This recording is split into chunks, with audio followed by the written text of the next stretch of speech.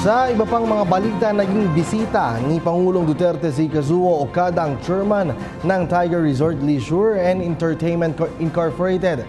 Nakasama ng Pangulo sa isinagawang courtesy call sa palasyo sina Executive Secretary Salvador Medialdea, Labor Secretary Silvestre Bello III at negosyanteng si Antonio Tony Boy Cuangco. Kasama namang dumating sa palasyo ni Okada ang COO ng Tiger Resort na si Takahiro Usui. Nakatakdang buksan ang kumpanyang Tiger Resort sa darating na Disyembre sa Manila Bay Resorts. Isa itong entertainment city sa loob ng 110 ektaryang lugar sa Parañaque City.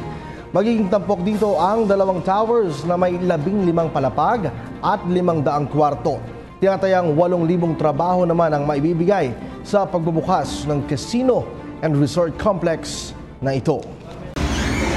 Ako po si Cathy San Gabriel. Subscribe na sa PTV YouTube channel. I-click lang po ang subscribe button.